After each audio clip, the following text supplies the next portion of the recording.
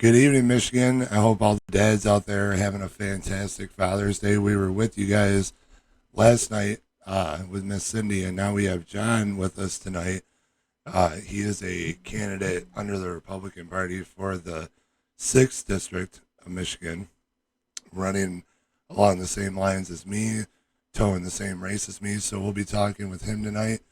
And for our topics tonight, we'll be covering the Constitution versus court decisions in general, namely the Supreme Court decisions with some topics.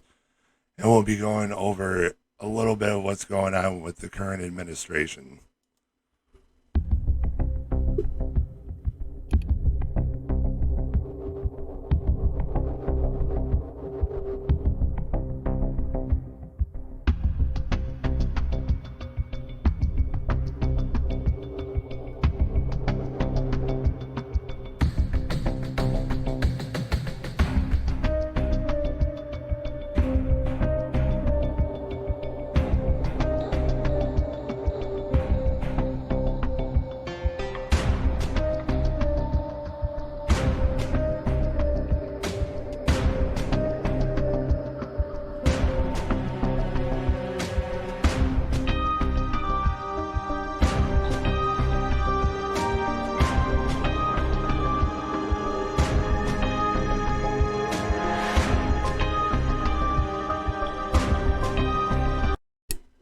Sorry about the echo, everybody, last night as well when we had Cindy on. I did not even realize that that was happening as we were going about our show. But as I said, tonight we have John with us, and I was just telling him I've only gotten to hear him speak in person once, so a lot of what he'll be telling you guys tonight will also be new to me. But as we always try to do with the show, and like I mentioned John's name last night, these are the people that are going to help lead us into the future in the right direction with our country. People like me, people like John, uh, like Cindy, Pat Colbeck, Matt DePerno, which those three are currently candidates, but they can help anybody get information on what we're trying to do versus the establishment as a whole, whether it be the GOP, the Democrats, the liberal agenda, no matter what it is, we are the people that are trying to fight against this. And in being one of those people, I'm actually going to do like I do at the beginning of every episode and let John here give you some backstory on him. I know that he is a veteran, which we thank him for his service. Very much appreciated. So we're going to let him have the floor here for a little bit. John? Well, thank you again. I appreciate you having me. It's important to do things like this. A lot of people will go ahead and expound on the big networks and try to get their airtime there, and that's important too. But really, what it's at is the grassroots has to attack the grassroots. This is where it starts. This is where information truly gets passed.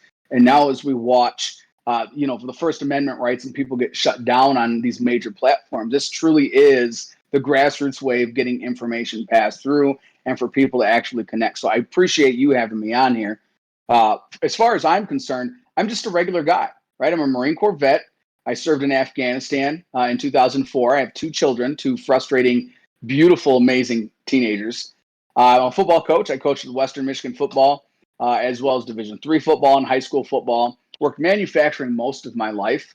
I've done odd and end jobs here and there, but always worked my hands. But most of all, I'm just a concerned citizen. I'm tired of complaining about things that we're seeing in our, not only in our election cycle and our government, but just in the world in general, and not being able to do something. I'm a doer by nature, right? That is who I am. I want to get things done and not just talk about it. One of the things I've noticed, especially with my opponent here in Fred Upton in the 6th district, one of the things we see him doing a lot is talk about the possibility of creating a, a branch that will talk about forming some sort of uh, platform that will talk and discuss with a group of people, will possibly futuristically talk about these different things. And we need to get things done. We're tired of the red tape. We're tired of pushing things and kicking it down the can. And so I'm trying to get in this right now. I'm not trying. I am in this race to get things done. One thing I'm not a lawyer. I'm not a millionaire. I don't have a ton of businesses. I'm not a real estate mogul like is. I'm just a guy, again, who's tired of complaining about it and is willing to jump in, serve the country again, and get it done. Again, I'm tired of what we're seeing. We've got millionaires in office who don't understand what it's like to serve and actually truly be in the public. They don't know what it's like to look at your monthly statement and go, do I have to pay car insurance this month or rent?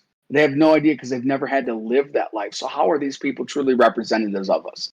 And I want to bring that Constitution, that true document, and that true meaning of the word representative back to the U.S. House of Representatives. I think that's incredibly important. We've lost sight of that over the last several decades, and now we just have politicians maintaining power status quo on both sides of the aisle, both the GOP and the DNC. Both of them are just absolutely corrupt in their own ways, and they'll do whatever it takes and stop at nothing to make sure that they hold on to that established power, including, cut us off from social media or denounce us or try to defame us or do whatever they have to do. In fact, I've been told earlier this week that my phone is bugged. I'm a guy. I'm just a guy, and finally, I guess I'm important enough that they've decided that they're listening into some of my phone calls to figure out what's going on. So I had to have that checked in and stuff. So this is real world stuff that I had never imagined that I would be a part of. Again, I didn't want to be a politician. That was my dream. I wanted to be a football coach, wanted to coach at the University of Michigan. That was my dream job. But again, nobody was doing anything. And so I thought this was the best way to affect change, was to actually be the change itself. And that's all we can ask for out of our candidates that we want to see in these seats. And my story was kind of the same way. I wasn't able to serve in the armed forces. Unfortunately, I wanted to serve in the Army like my dad. And I wasn't able to do that. And John right here would know better than anybody. It's my belief that when you are elected to these seats, it is one of the most serious matters in our country, flat out. We have the president, and currently with the current situation, which we advocate strongly for term limits on congressional members, whether it be senators or sitting representatives. But the president is there for 4 years, maximum of 8. The people that are the representatives are supposed to be the representatives of the people themselves are there for decades. We see it right now all the time with these people that are stuck in the ways of old and refuse to move off of, they claim it's other issues, but refuse to move off of their pocketbooks with the investments that they've already had for decades upon decades. How do you think somebody becomes a millionaire when their current salary, is $174,000 a year? That's why you have situations like Nancy Pelosi invest in massive amounts in electric cars with Joe Biden becoming president, or our representatives holding shares in companies like Google and Twitter and Facebook. These things that aren't ever out in the open. You read their accounting reports for the end of the year that are made public every year, and they never account for these things because they move it, they hide it, and then they continue to line their pockets while people like us suffer. And like, well, there's a, we talked about, there's a two-tier justice system. It exists. It's absolutely, and I have nothing wrong with anybody making money in any way they can. I wish you and I were both millionaires and we were on an island doing this podcast live with the beach and the sunset and some tiki cups and a thing of tequila. I think that would be the best place to do this podcast. But when there's no accountability for people who are fraudulently and taking money from the people in the wide open, they're not even doing it behind anybody's backs now. They're very apparent about it. And the only thing that we do is slap them on the wrist and say, you're fired. And they go, oh, darn, I guess I'll just do a $6 million book deal instead. And nothing. These people need to be in prison. Yeah. And we can talk about the gamut. We can talk from Dr. Fauci all through, Mayor Kwame. We can talk about all of these people. They need to be in prison. That is where that accountability starts. And you start seeing that, all of a sudden politicians will go, you know what? maybe I'll just start playing by the rules here. You start people going 20, 25 years, and they're not going to want to put up with that anymore. They'll either back away from the game and let true patriots in there, or they'll actually straighten up their game. Absolutely. And, people talk about it being 1776 2.0 all over again. And in a sense, they're right. Because if you look at the current situation right now, you have a tyrannical government that's out of control, that's overstepped their boundaries for decades now, since mainly starting in the 70s. And we are the colonials that are sick and tired of it. And back then, it was a matter of food and tea and things like that. And now it's a matter of lumber and shelter and the cost of inflation upon future generations. Things that are, in retrospect, incredibly more important in the long run of things. Back then, there was more important matters when you're trying to establish a brand new country. But that's why we're seeing so many people that want to stand up to these situations anymore, because people are sick of it. People are sick of the back and forth and taking 2 steps forward, or what it seems 2 steps forward, and then 15 steps back. Lately, it's just been running a marathon in reverse. And it's absolutely crazy to see these things happening in my opinion, the freest country in the entire world, or what's supposed to be the freest country in the entire world. But then you have these people that sit in there and that make careers out of essentially playing games with people's lives. They don't have to see the end result. They don't have to see the end result at the end of the day. We do. We're the ones that those higher tax rates at the end of the day, it don't matter to those people that are making those laws. It don't matter to these big corporations that are still making money hand over hand over fist. It comes down to the people that are working on that line, to the person that's driving that truck and hauling that load, to even down to the gas station worker that's just trying to make a living and raise their family. That's who the people are that these policies and these actions being taken affect at the end of the day. And that's where this major disconnect comes from all the time. They want to hide money. Go ahead, John. Let me tell you a story. One that I think maybe what wasn't really a story. Nobody really talked about it, but I did want to bring this up. It happened last year in 2020, and Mitch McConnell had control of the Senate. And they were Trump and the in Congress are trying to figure out a package, stimulus package of sorts for coronavirus. Now, coronavirus stimulus packages, beside the point, that's a whole nother discussion. We could talk for several podcasts on it. But the point is this. People were hurting, businesses were shut down, and we were in the middle of everything that had just happened.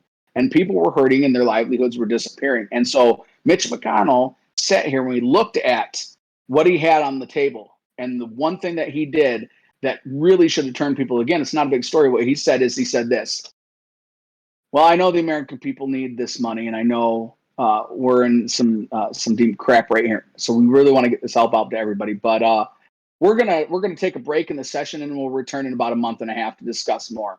And that right there was a sign that they truly don't understand how much that means. You had people who had been out of work for months, and $5, $10 means a lot. That's a tank. That's a quarter of a tank to get where you need to get your kids where they have to go. I mean, it was incredibly selfish and elitist to watch that happen. Again, it wasn't a big story, but I watched it and I go, if you're a true representative of the people, you make every single one of those members in the chamber and you sit there, and we're not leaving this chamber until we have a deal struck, because people out there are hurting and they need this money, and this is not going to happen. There will be no recess until we get this deal done. Instead, they went on a recess, and it took them another 2 or 3 months after they got back from recess to finally close in on a deal. That's how out of touch they are.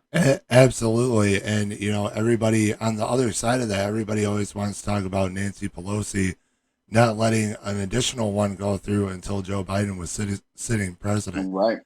But like you just stated there, nobody wants to ever talk and point the finger at the side that they also stand on. We can make the distinction between, like we do, between the establishment and between true patriots like us. that actually want to see something done. We can definitely make that distinction. But it irritates me when people want to counteract things that you say and act like one side is completely innocent in this. And that's not the case. And if you think that's the case, if you're going to vote that way or you're going to hold your belief system that way, you're going to end up disappointed at the end of the day a good majority of the time. You have people that take money from corporations all the time. Mitch McConnell taking money from BlackRock Incorporated. Dan Kildee currently. And you can go find this on the FEC website. This one boggled my mind the other day. He has no donations listed. He makes an average of $174,000 a year in his congressional seat. And he has $864,000 cash currently in hand for his campaign. Now, you tell me how something like that, and it has anybody who makes a contribution or makes a donation, it lists it on that website. So you can go through and look at all the finances, or what's supposed to be all the finances, of candidates that are running your race. And somehow or another, with no current donations, he has $868,000 in hand. That's my opponent for this race. I'm like John here. I'm an average guy. I've told you guys all this story before. And that's the kind of money that I'm up against until they do the redistricting, that might change, but currently the 5th district, almost $1 million and still a year to go. But we don't give up. We don't let up. We keep going until these things are done. And it's never an easy thing to do. Nobody ever expects it to be. But these are the type of things that have to be done in order for actual change to happen. Bill, coming in here tonight, I would like to know where the government has any authority to provide charity funding from the taxpayers to the public. Davy Crockett found that out the hard way in the 1800s. And that does come into the whole aspect of socialism. Like right now with Gretchen Whitmer wanting to give people a $300 a week back to work bonus, that if you go back to work, that you get this. She's trying to pass this initiative for people to get additional money every week. And it's utter nonsense in two aspects. I've been to work for the last 2 years through this entire thing. Been out and about doing everything that I need to do. Where's my additional money? Which I would never say that. And two, all you're doing is prepping people. All this is a preparation for the socialist and communist agenda. This is getting people used to having extra money in their pocket and liking the extra money in their pocket and not thinking about, in which we've been in this situation thousands of times, not thinking of what this is going to do to our national debt and to our future generations. We want to stop this debt and stop this madness here now. It can be fixed. No matter how much that national debt clock climbs every day, it's slowed down in the last 4 years, I'll tell you that. And that's what we need. Our GDP had never been higher, and now go look at it. There's a reason why Joe Biden's down even 15 points among Democratic voters. There's a specific reason for that. And actually, this is the best opportunity to give you guys this clip and a little bit of insight into this man's I don't know the exact word he used for the situation, but his cognitive ability, which everybody uses that term, but to know the responsibilities and the job and the standard that he is supposed to hold as the commander-in-chief, I think just gets completely forgotten here. Why are you so confident he'll change his behavior, Mr. President? Yeah, I'm not confident in changing behavior. What the hell? What do you do all the time? So when did I say I was confident? You said in the next 6 months you'll be able to determine. What I said was, let's get it straight. I said what will change their behavior is that the rest of the world reacts to them and it diminishes their standing in the world. I'm not confident of anything. I'm just stating the fact. But given his past behavior has not changed, and in that press conference after sitting down with you for several hours, he denied any involvement in cyber attacks. He downplayed human rights abuses. He even refused to say Alexei Navalny's name. So how does that account to a constructive meeting as President Putin? You don't understand that. You're in your own business. Is the summit with China next? I owe my last question an apology. I shouldn't have been such a wise guy with the last answer I gave. Look, to be a good reporter, you got to be negative. You got to have a negative view of life. Okay, it seems to me the way you never ask a positive question. Why, in fact, having agreement? We'll find out. We have an agreement to work on a major arms control agreement. I started working on arms control agreements back all the way during the Cold War. If we could do one in the Cold War, why couldn't we do one now? We'll see. The thing that always amazed me about the questions, and I apologize for having been short on this before. If you were in my position, would you say, well, I don't think, man, anything's going to happen. It's going to be really rough. I think it's going to really be bad. You guarantee nothing happens. You guarantee nothing happens. So there's a so value far, to... there's a value to being realistic and put on an optimistic front, an optimistic face. There's a need to be realistic, and there's a time and need to be optimistic and put on a front. It's not a funny situation, but the fact that this man is even sitting in this seat, you can't do things with that situation. You can't, when questions get hard, in the prior 4 years, the previous administration would have been torn to shreds for not answering specific questions when it came to Russia and Vladimir Putin. But on the backside of that as well, that you can't sit there and say that you're basically lying. I mean, if you're going to lie and tell everybody that everything's okay and, oh, don't look over here, we got this under control. If you're going to do that, you can't say the quiet part out loud. I mean, that's not we're going through both situations tonight with all these scenarios. That's not the right thing to do. The right thing to do is what we've grown accustomed to, and that's getting the point blank truth of the situation, getting live coverage of all these situations, and having somebody to sit down at these summits that's cognitively competent in what they're doing and not being told to shush by other world leaders. Just so I believe it just came out either today or yesterday. The former White House doctor had said that the competency level of his cognitive and competency and physical ability, he should not be president. He should not be the commander in chief. He said, "Look, and to a degree, I'm not going to give the former vice president a pass, but to a degree, and that's what I call him because of everything that's going on. That's what he is. But to a degree, I feel bad for him. Here's a person who has some clear mental issues, some things that are truly affecting him, and his family should be helping him. The people should be helping him. And before he even ran, this should have been a situation where they said, Joe, you can't do this. We've got to pull you aside. We've got to get you well. You're not well. But they're not. They're just parading him out, and it makes you wonder what's the true reasoning behind there. And, of course, the conspiracy theories are unsurmountable. You can see them all over the place. So there's all kinds of questions. You have to wait to see what happens. But this almost starts to lend credibility to some of those conspiracy theories we heard throughout 2020 of what would happen if Joe got in and so on and so forth. And we start to kind of see it and go, all right, maybe we're seeing it play out in live, right in front of our face. Yeah, absolutely. And I tell people that quite a bit, that a part of me does feel bad for him simply because of what John just said. He should not be pushed out onto a world stage in the shape that he is in.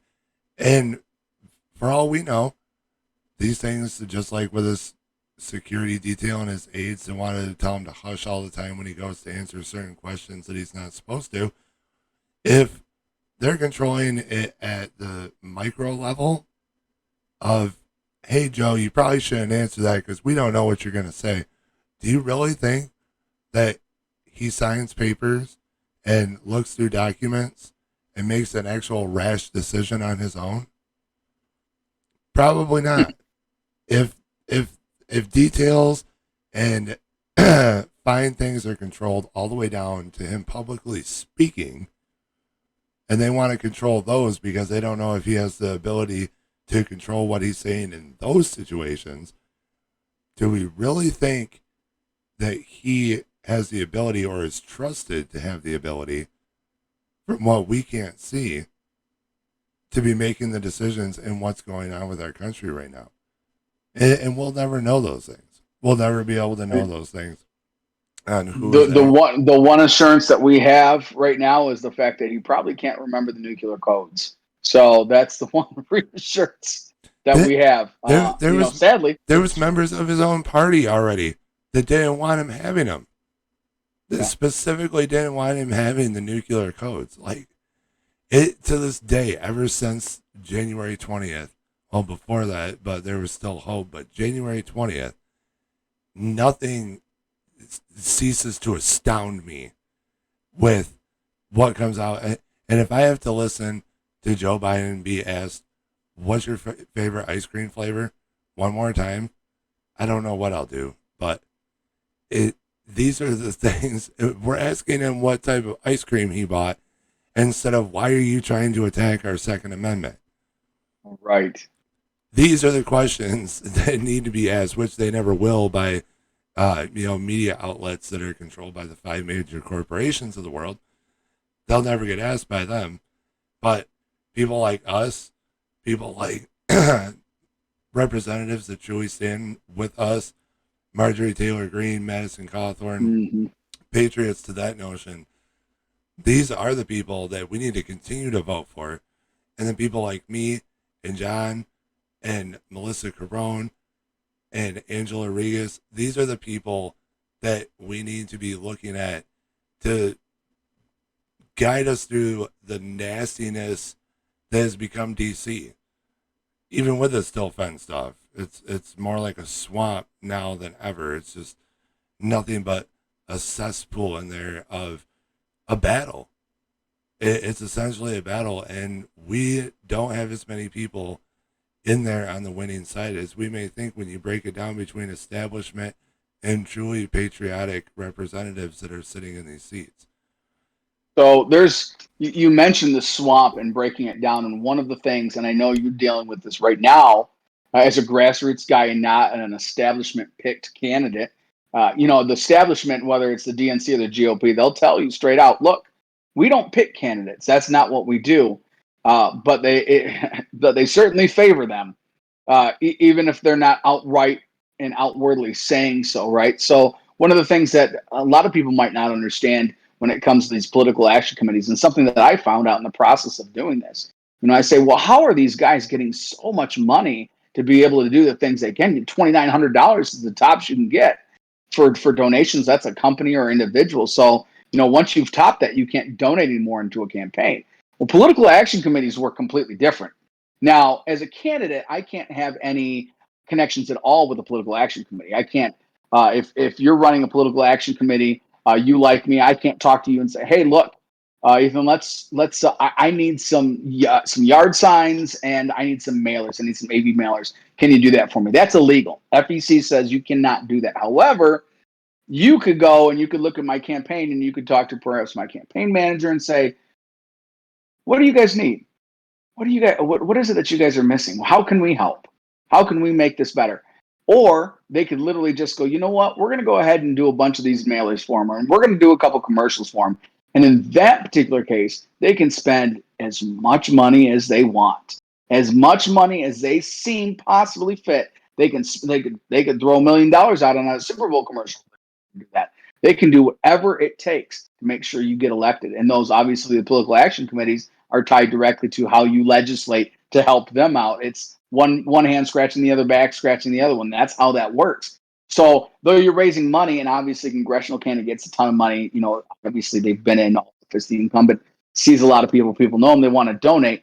That's truly where they make that difference. And the secondary is that you can put as much of your own money into the campaign as you want. There's no limit to that. So if they're like, I don't know, a millionaire, say like, I don't know, Peter Meyer of the Meyer brand or Brett Upton of Whirlpool Corporation, you can put as much money of your own bank account into your campaign. You can fund your campaign.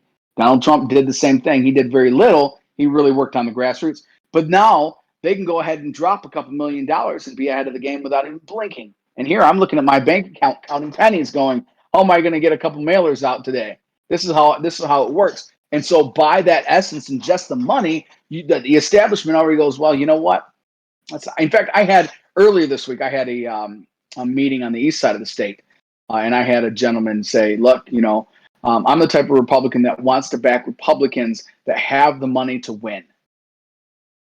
And I'll say that again. He said, "I want to back the candidate, the most conservative candidate that has the money to win." Yep. Get that a lot. Hear that a lot. And and that gives you pause to think. You go, okay, I get what you're saying. You want your candidate to win, and your candidate has to have money to win. But wouldn't you want the most conservative person out there? It takes work. You have to do hard work and you have to do things, but you can get the most conservative, principled person out there to win if you get them and you campaign and you promote them and you help them in any way you can. You can make that happen. But instead, these guys are like, no, we just want someone to do it for us. We want somebody who's going to have the money to do it for us. We don't really want to donate, or we really don't want to market them. We don't really don't want to do the store knocking for him. We just want him to have the money to do it on his own. And that is where I disagree with some of these people and go, look, how about you just vote the most conservative person in there that follows the Constitution and your principles and morals? It's really a simple concept, but they would rather do the easy way out and vote for the guy that is at least somewhat conservative, but he's got enough money to win, so we'll vote him in. Exactly, and I've spoke with Ron Weiser of the GOP, and was asked to run as a Republican. I've spoke with Stewart also at the GOP, and he straight up told me that the libertarian, constitutionalist, Republican, as long as the Democrat's not in there, which that's not the attitude that we need in this situation either. We don't just need somebody that can be pushed across the finish line. But that's another part of why I do this show as often as I do, is to give you guys the information as well as to help grassroots candidates like us that are trying to fight the establishment on both sides. We're up against two of the biggest mega machines in the entire world and funded by bigger ones. Just look at George Soros' super PAC. He had to file his own because he didn't want to be associated with none of the straight Democratic ones anymore. He gave $5 million to Joe Biden just for campaigning in Florida. He gave him $32 million nationwide. These are the people that are funding these candidates. If you're voting Democrat and you think you're voting anti-big money and you think you're voting anti-establishment, you're wrong. You are absolutely dead wrong if you think you are voting against the money. Not saying the Republicans don't do it too. It's perfectly clear across the board. But these are the distinctions that must be made. These are the people that must be outed. Yet another reason why I try to do this show for you all, to try to inform all of you guys what's going on, what we can do to try to change it, who's on our side, who's against us. And when I say us, I do mean conservative values as a whole.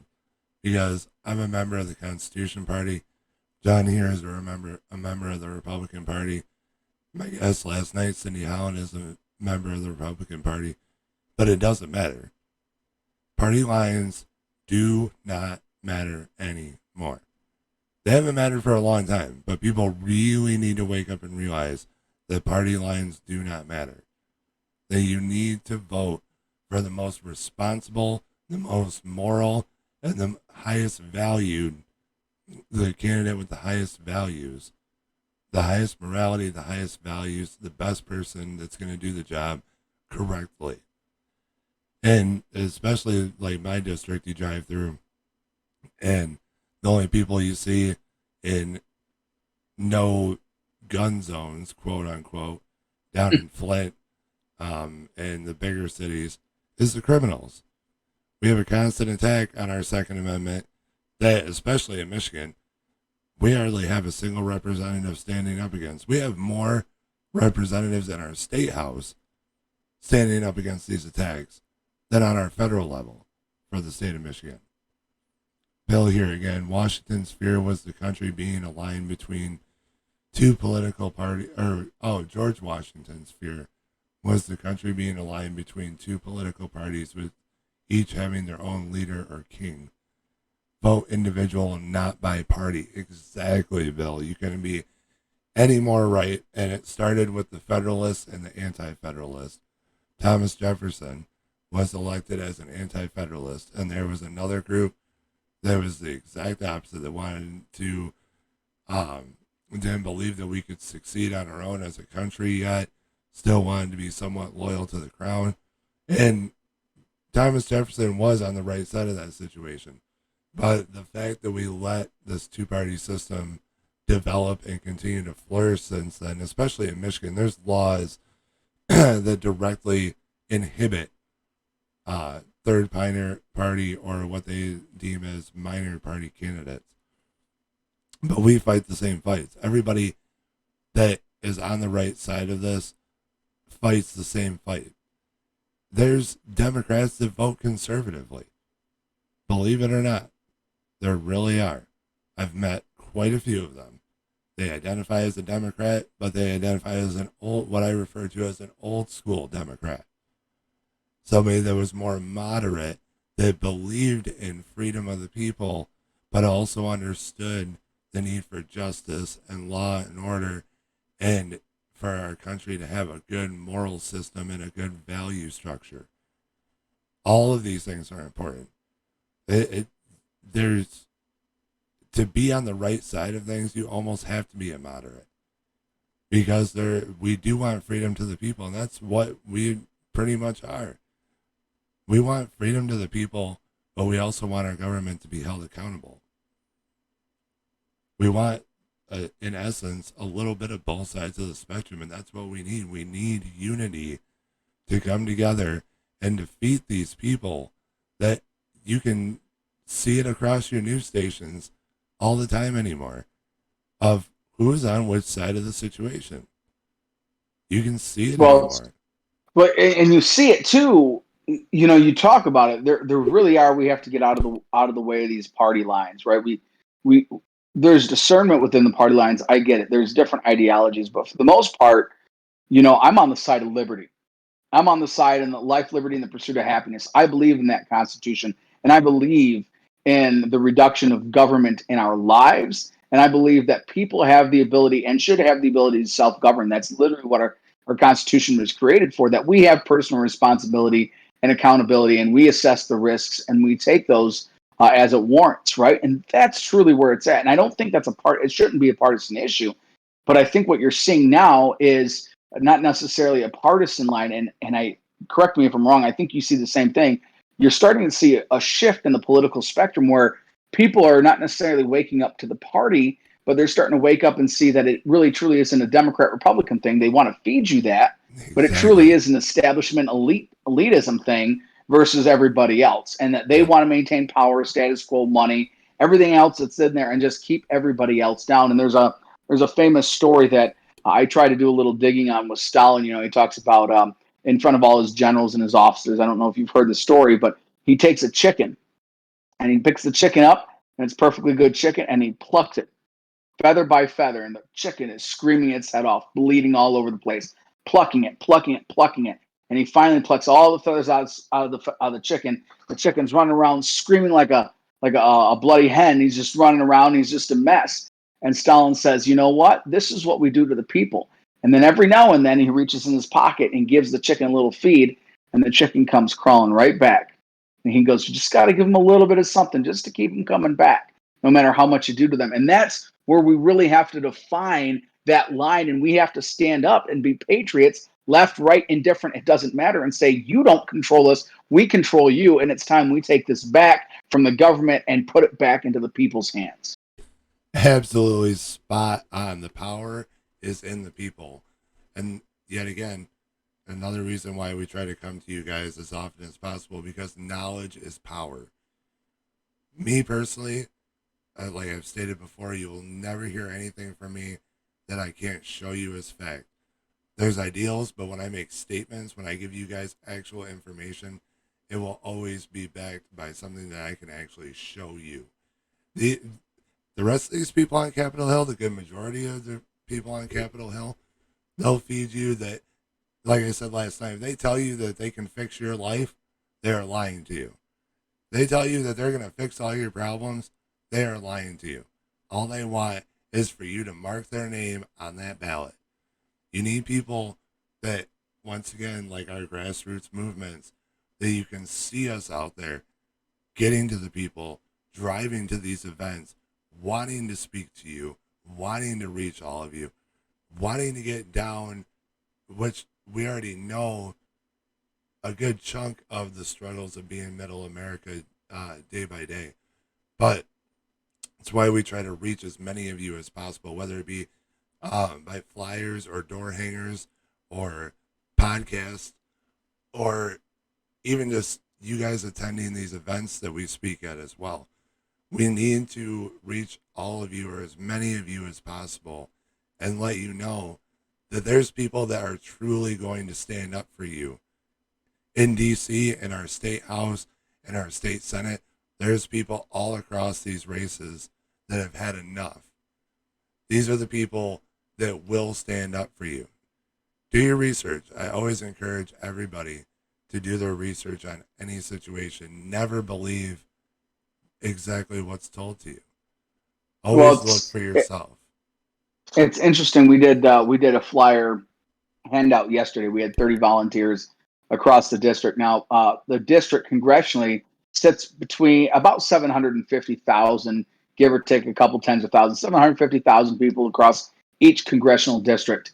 And we reached 10,000 people yesterday with our volunteers. It was an absolutely incredible moment. I love every single one of them. Got pictures. We'll be doing a big post of it on Facebook. But I'll remember going to one particular door yesterday, and it was this older couple, and one was Hispanic like me, and the other one was a gentleman. He noticed my Marine Corps hat, and he goes, I served in the Marines in Vietnam, and we got to chatting, and he goes, you know what? We're having lunch right now. Do you want to come? It's my granddaughter's 7th birthday. Do you want to come and have some lunch? And I walk in, it's a house full of kids, 7, 8-year-old kids, with all these families. You had a Catholic priest in there sharing in this food, and the whole family. And they had a full ham and potato salad, asparagus. And it was just, and I got to meet with these people and talk with them on personal. Now, you tell me when the last time Nancy Pelosi did that with someone on the street. The last time Mitch McConnell or Governor Whitmer or anybody did this without press. I didn't have any press there. It was just me talking with the people and really listening to what they had to say and the struggles and what they want to see out of a representative. And you don't see that anymore. Again, it's just it's a game of money. They'll just and you'll see it. They'll drop a ton of money at the end of their races, and they'll win 35% of the vote based off that. So it truly is, like you said, a grassroots movement. It's about the ground game. It's about reaching out to the people and putting your hand in their hand, looking them in the eyes and saying, how can I help you? How can we make this better? And that is going to not completely beat money. Trust me, anybody who's watching, donations matter, but we don't need hundreds of millions of dollars. $10 a month for me from each person in this district. I mean, it would be fantastic. It would be incredible, right? I'd be able to do yard signs and flyers and mailers and do all these other things and be able to do what I need to do without having to raise millions of dollars. But the ground game and talking to people and shaking their hands and being able to see how people live and being a part of their personal life, they'll remember that forever. They will remember that. Absolutely. And then even if you're not able to get back to them in any way, which I firmly believe that as a representative that you should have a quota, so to speak, of a certain amount of hours that you should have to spend each year driving throughout your district and going to your people and seeing if their needs may have changed. Maybe they're everybody's moved up a little bit economically in your district, and now their concerns and worries lie in different things. You're not going to know these things unless you go to them in some way, shape, or form and ask them. And this should be a regular thing because people's needs and wants and fears in life and worries change on a regular basis. It used to be, let's say, we'll go back before the whole pandemic and say 3 years ago, people's worries and concerns and what they needed out of life are a lot different than they are now. Back then, our gas prices weren't as high, our lumber prices weren't as high, our housing prices weren't as high. So, if you were to ask people then, they might say something like, "Oh, I work too much. I wish I had more time with my family. I'm doing too much work. I'm making too much money." And now, you got, well, I don't know how I need to fix my roof, and I don't know how I'm gonna do that because a bag of corn and a bag of flour went up 5 times their normal price. So now I'm paying almost twice as much for a loaf of bread, and it just climbs up and climbs up and climbs up the chain. And that's just an example of priorities shifting and needs and wants and worries shifting. And our representatives aren't going to know this unless they get out and do the footwork and do the groundwork, other than just on election years. I'm not talking doing this when it's election time. I'm talking Right. even online. Even if a bill is about to pass and you give your citizens in your district 30 to 90 days to have their opinion on a bill online, to be able to read through it, look through it, say Yes. click yes, I agree with this, no, I don't agree with this. Even something as simple as that could be brought up on websites, and it could be discussed that way. It can be an open forum that way as well. We have a question for John here. Sure. Where would you submit is the federal government's job in the education of our youth? I believe he's talking about the federal education system, the Department of Education on the federal level. So it is, I believe it is our job as a federal government to supply or to help with the education of people. When I say that, I mean that very loosely as far as funds and giving them the supplies and monies. It should be the state's decision as to how that's funded. It shouldn't be a federal government thing. There should be an overarching. The federal government should be able to use some of the money that's collected to be able to then fund it to the state, and the state should also be able to raise those funds. But really, in essence, it's really a state's right to determine how they want to educate. No one in DC should be telling kids in Wyoming how they should be educating their children at all. As far as concerns with, for instance, hot topic buttons like critical race theory and 1619 Project, I think any sort of bias, political bias, or anything that is deemed historically inaccurate or racist should be tossed out. That's exactly what that is. It's a determination of you being a white person, and you should hate the color of your skin, and you should hate this country. I think that needs to be thrown out completely. That shouldn't even be there. And again, that really falls on the states. But I do believe that the federal government has a role to play, and that even though a little bit, I don't think that they should be controlling the avenue of how what is taught in the schools on the state level and the local level. I don't think they should have any recourse whatsoever. But they should be an avenue for sources of resources such as funds and stuff. Should a state need to reach out and say, "Hey, look, we need some funding. Our funding's low," or so on and so forth. I think there should be an avenue for that. But really, that should be it. The federal government needs to stay out, be as minimally involved and as invasive as they possibly can to any kind of state or local governments.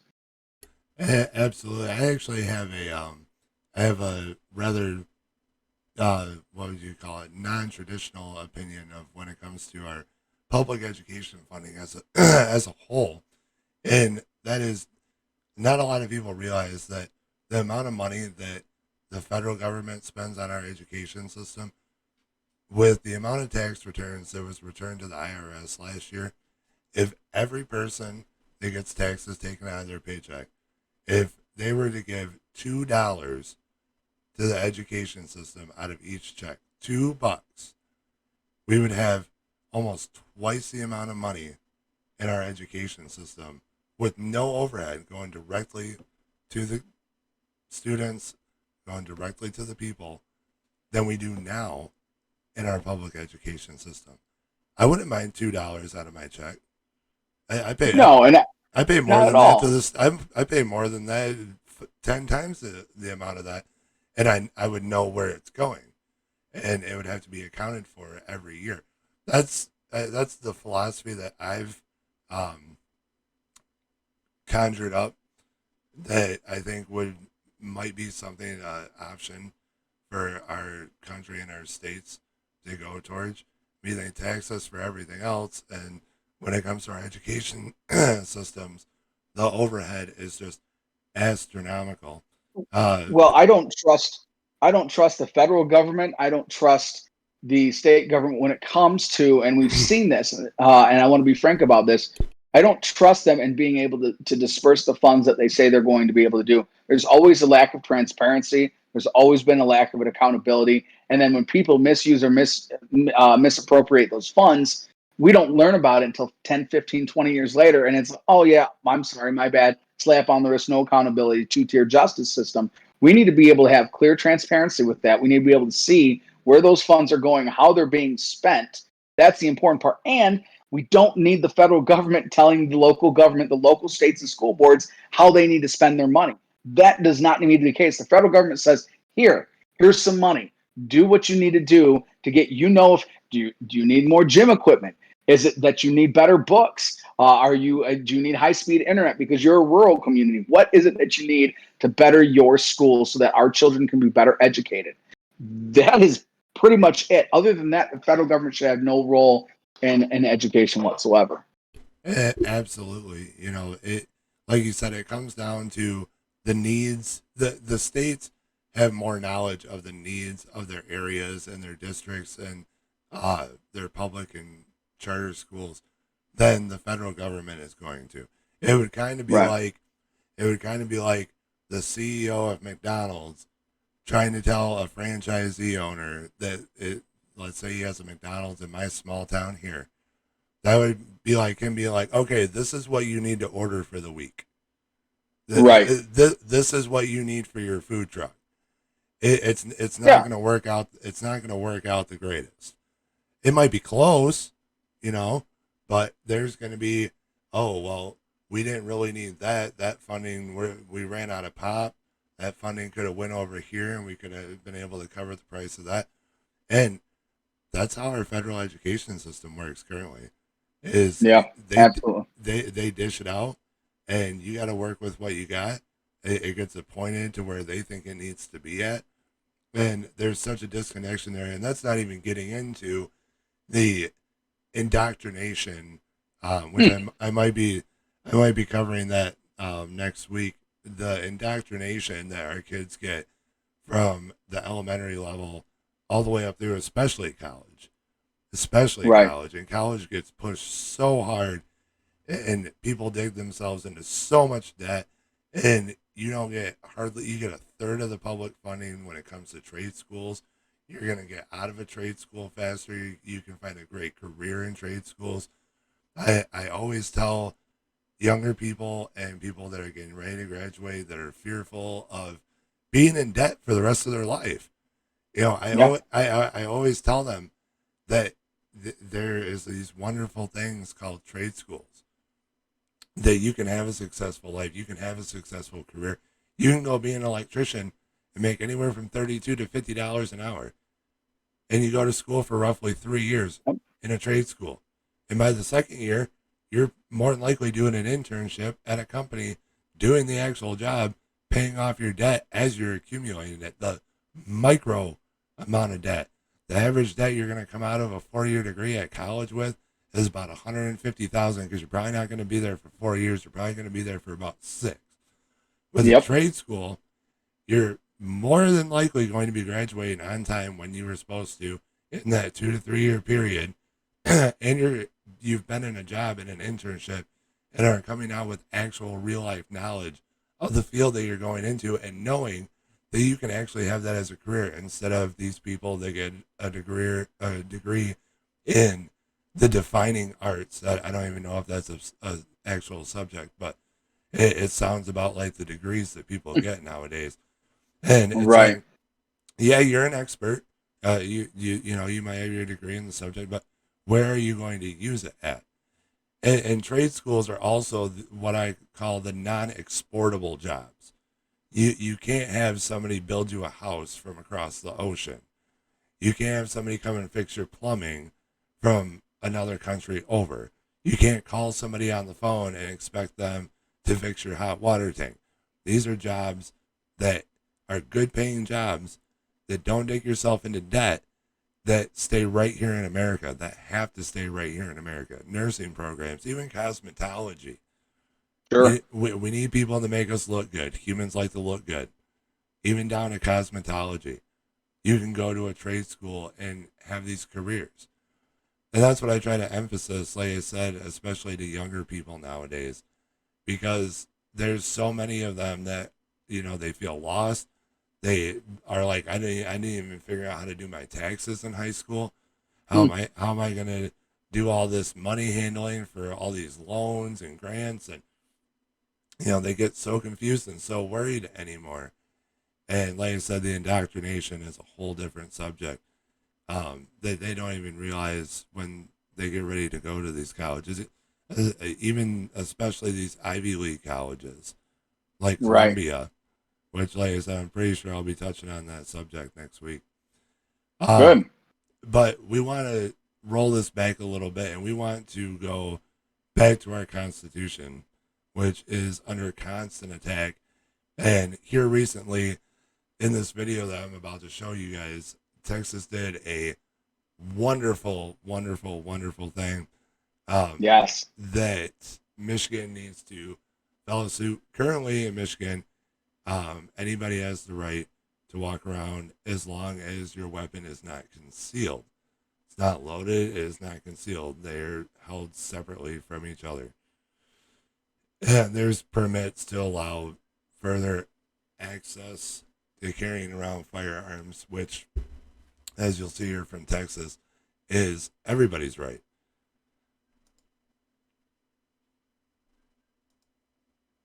Well, thank everybody for gathering with us here today. You know, we gathered today at what truly is considered to be the cradle of liberty in the Lone Star State.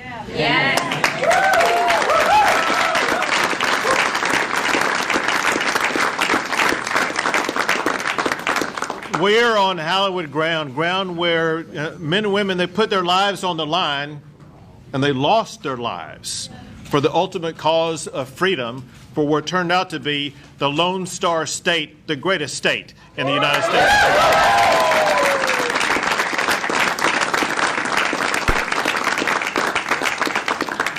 They fought for freedom. They fought for liberty. And that included the freedom to be able to carry a weapon. And they knew the reason why somebody needed to carry a weapon was far more than just to use it to kill game that they would eat. They knew as much as anybody the necessity of being able to carry a weapon for the purpose of defending yourself against attacks by others.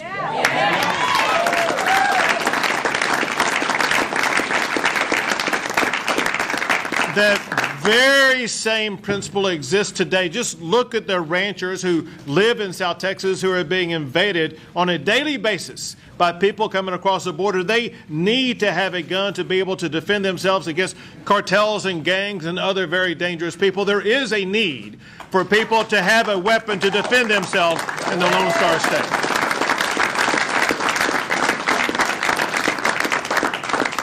And when you consider that, you can understand why we are pushing back against this narrative across America, where people are saying, from the federal level to the local level, that Second Amendment rights are under assault, that government officials are saying, heck yes, government is coming to take your guns. Texas will not let that happen.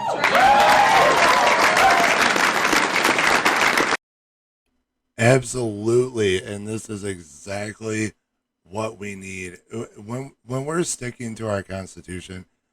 No matter who wants to argue the fact, our Second Amendment was written because our government is never supposed to outarm us. Now, granted, that's a far cry from what we would be able to implement today. I don't think that people should have rockets and missiles and everything to that nature.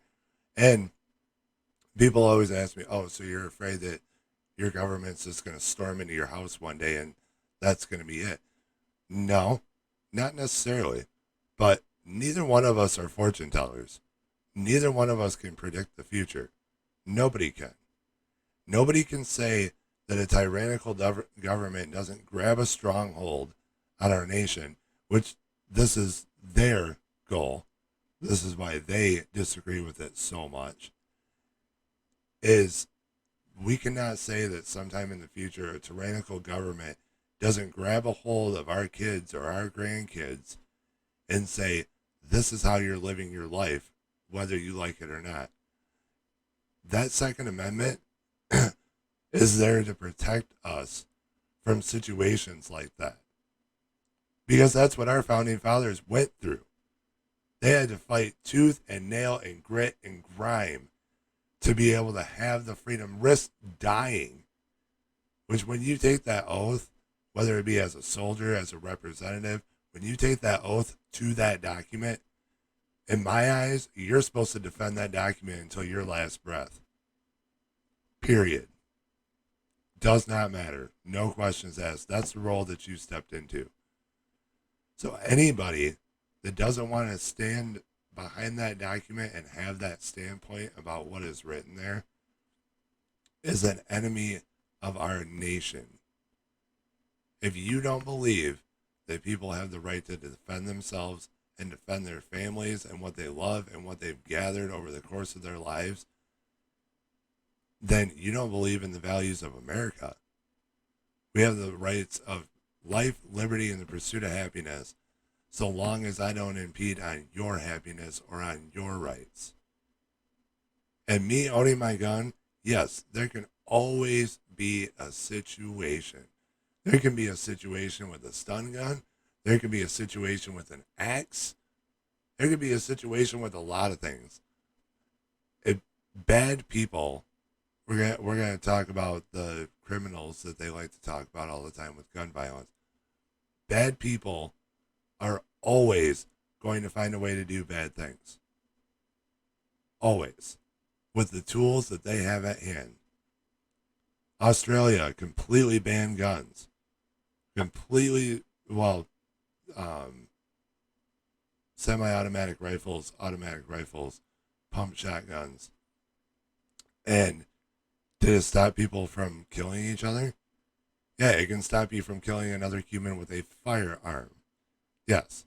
But there are things, especially at close range, much deadlier than a firearm. If we're talking, you got a 9mm bullet, and you're standing about 3 feet from me, I honestly would rather you have that 9mm bullet than, let's say, an axe or a samurai sword or a spear. Because the damage that's going to be inflicted on me or anybody that might be around me in different situations other than a firearm can be a lot more dire.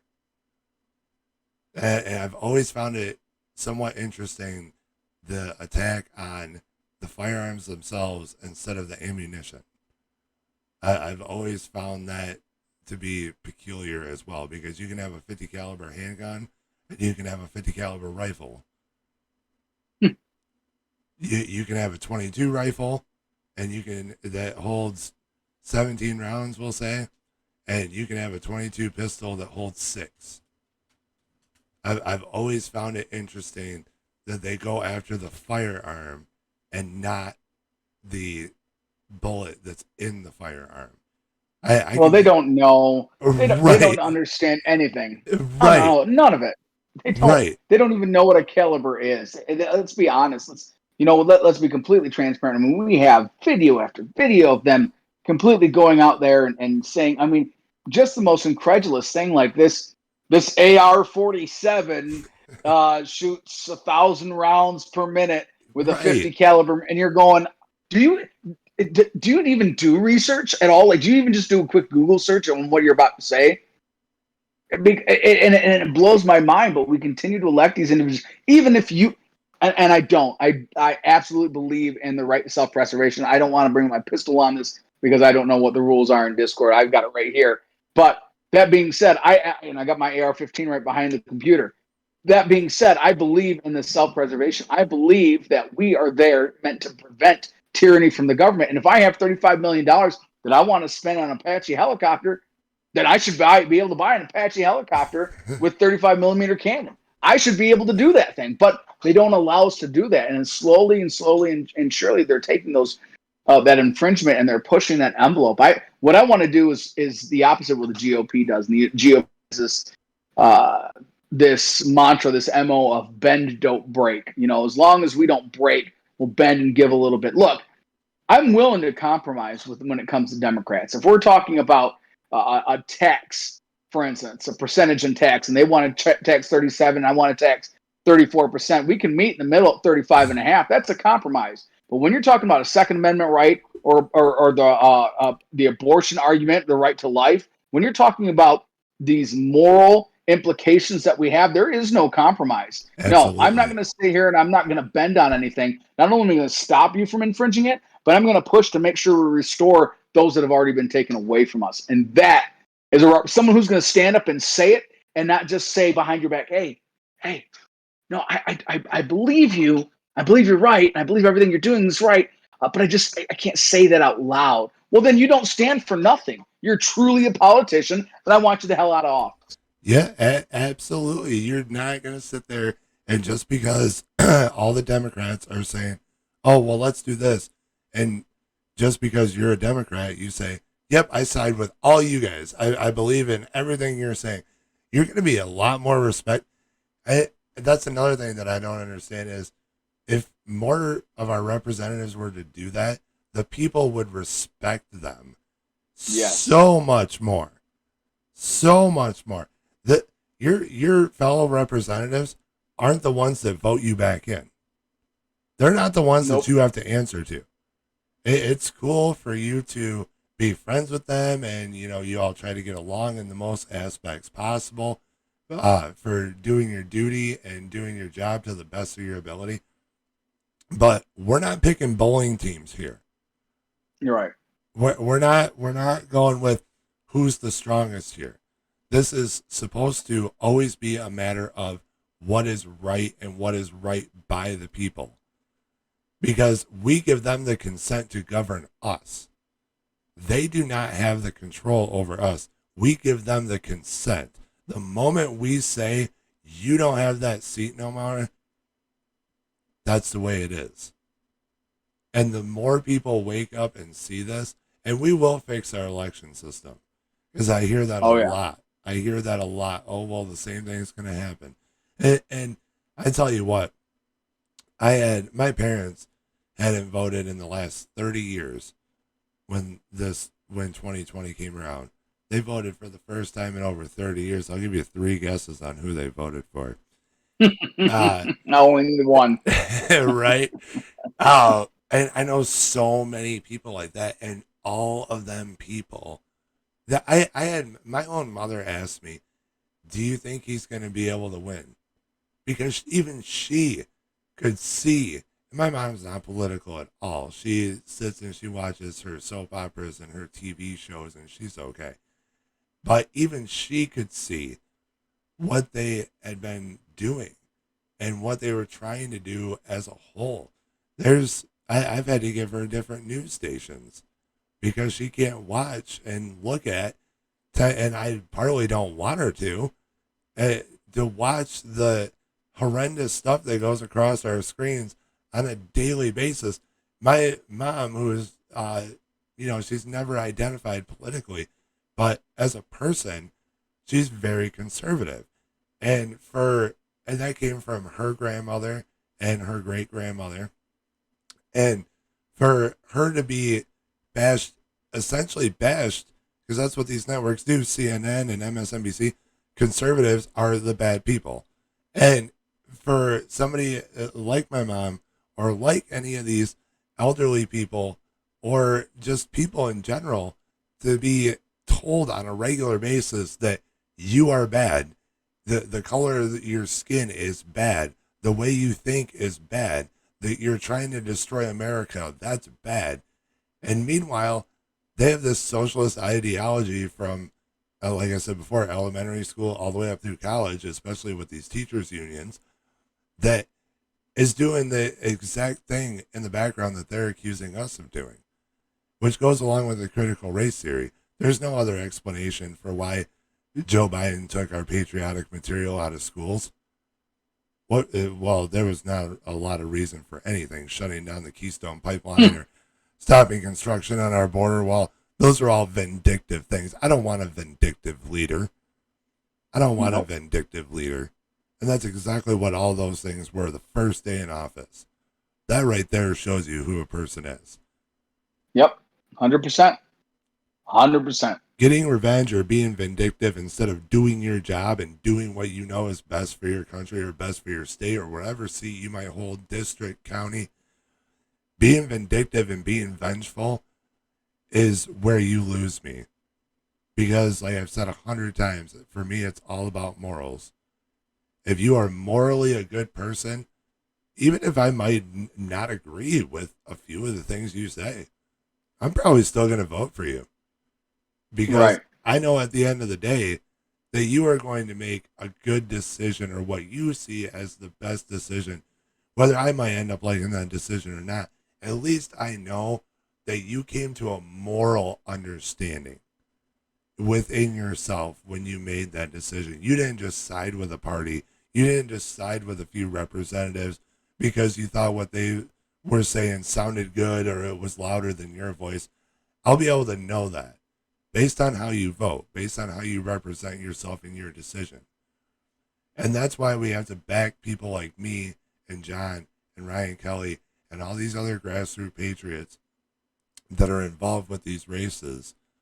And we have to really watch this year. We have to really watch this year with this redistricting going on, because we are going to have Democratic primaries where Democrats could be a Democrat against a Democrat because, their districts now intersect with each other. So for all we know, John here won't know who his actual opponent is until they have a Democratic primary after he has to wait for the redistricting.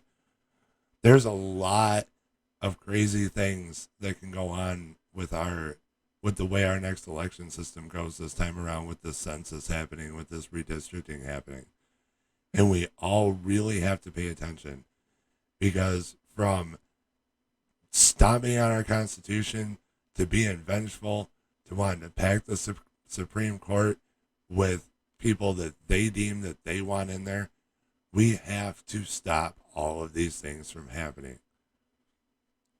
And this isn't a matter, like John said earlier, this isn't a matter of Republican versus Democrat. This is a matter of right and wrong. This is a matter of good and evil. This is a matter of people that want to stand for the people and people that want to stand for big money, big pharma, big investments. That, like I said before, that's the only way that you become a millionaire in Congress, unless you have really smart investments. But most of the time, it's because you've talked to the right people, or you've known the right people, or you've voted a certain way. Ask Marjorie Taylor Greene. She isn't a millionaire. Why? Because she's unpredictable. The reason she's... I love it. I know, right? Because the reason she's unpredictable, everybody wants to say that she's spastic or that she doesn't hold herself composure-wise. What I say to them is the reason she's so unpredictable is because she is reiterating what her people want. And what her people want might change from month to month or from year to year. But that's what she is doing, is reiterating to DC and to the Hill what her people want. So she's free to change in speaking anything that she wants, as long as it's the will of her people. And if you're going to condemn her for that, I think you got our structure of our government completely backwards. Yep. And boy, are we just trying to make all of this madness end. That's what it's all about. And we've got a long road ahead to do that. It's going to take every effort from everyone to do it. I mean, it's not even everybody plays a part.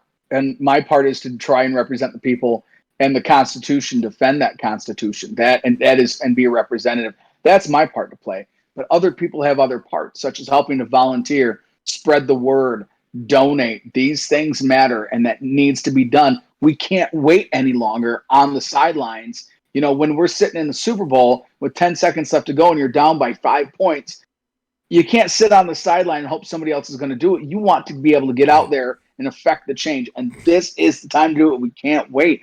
If you wait, I'm guaranteeing right now the establishment will win again, and we'll be talking about this for another 2 years about how can we get grassroots going. This is how you start to affect change.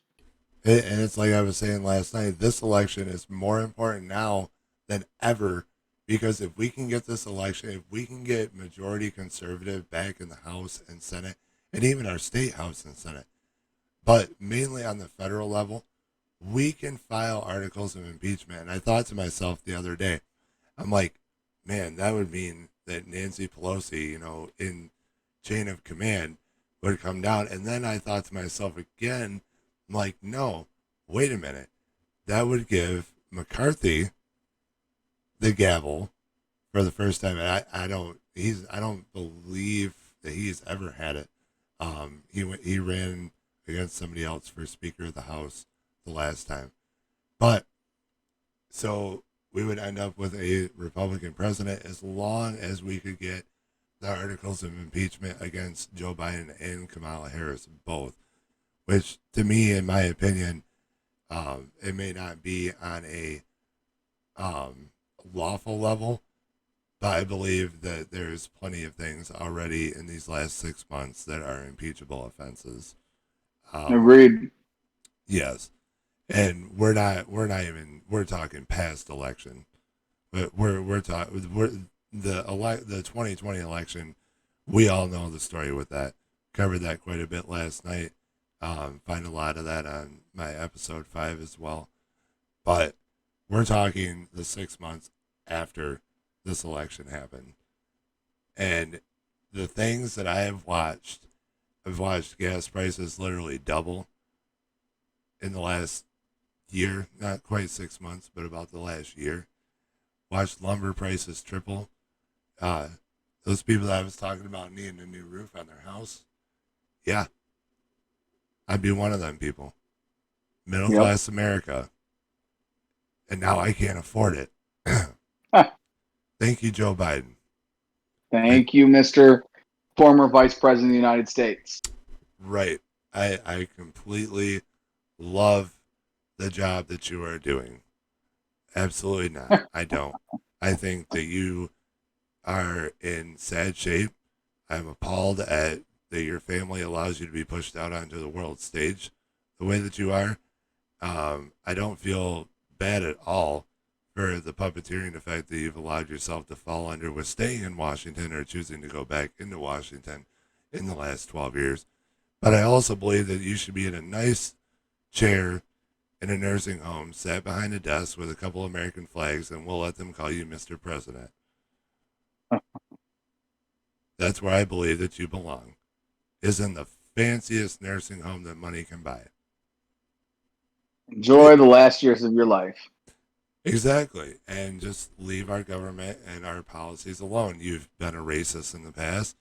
We know it. We've seen it. We've seen the documents. We've seen the exchanges in phone calls and teletypes.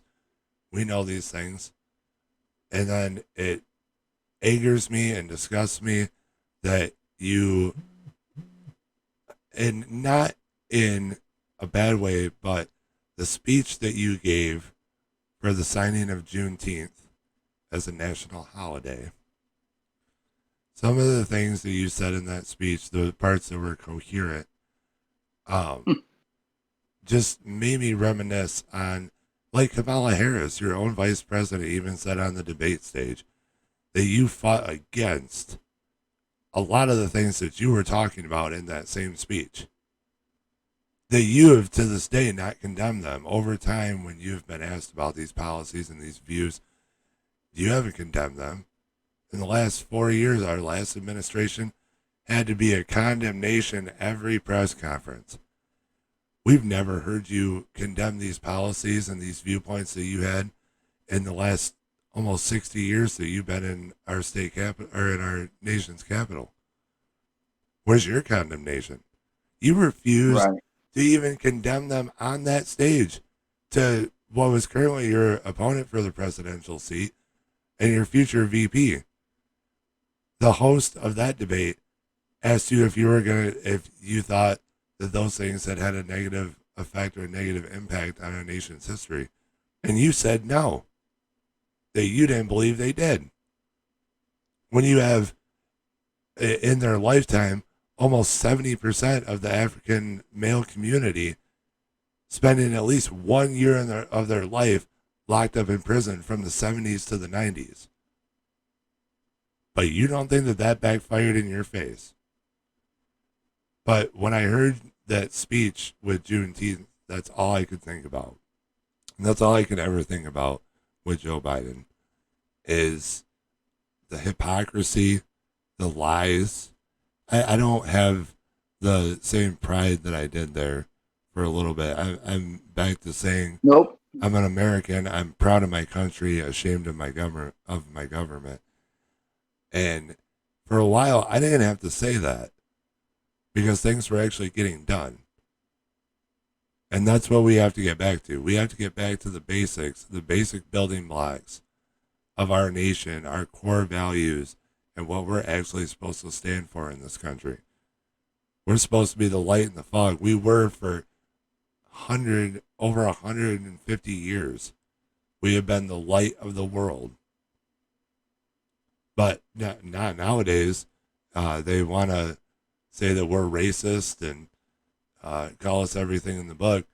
But we encourage people to come here from other countries and say it's so great. I know it. That doesn't that doesn't make sense to me either. But these are the people I want to tell you guys again. You can find your current representatives up there at the website. That I like to keep up there for you guys, at least for a while. Might change it to get you all some different contacts, different points of reference.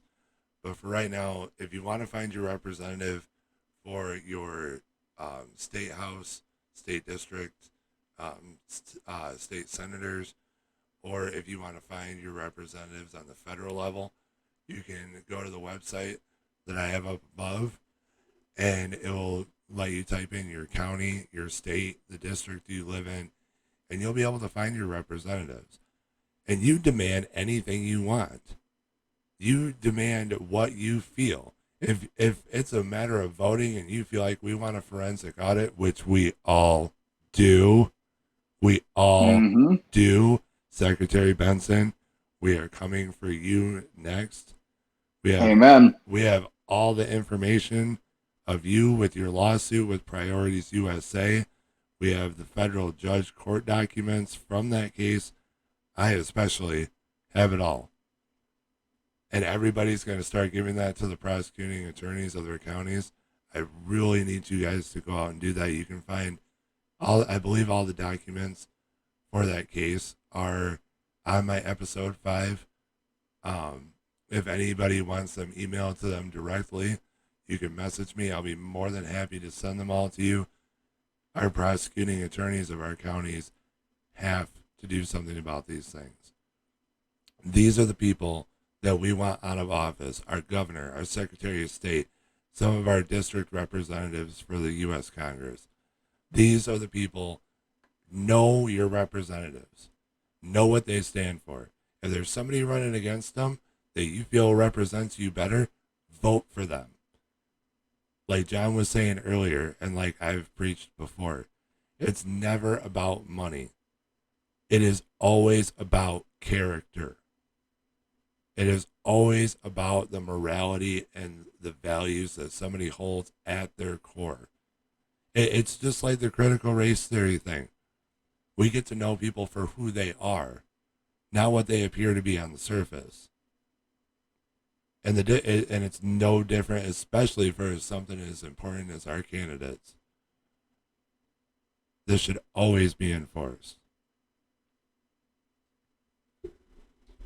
But I believe that we have came to the end of this show now. And I am so glad that we were able to give you guys a double feature this weekend with Cindy last night and with Cindy's John awesome. tonight. I Yeah. love Cindy. Yeah, I know, right? I want everybody to hear John on that too. I was trying to emphasize it very much last night that Cindy is a great correspondent in this fight. She is at as many things as she can possibly be at. Same thing with John here. I've seen John at numerous things that even I haven't been able to attend all of them. Currently, I work 70 plus hours roughly each week sometimes.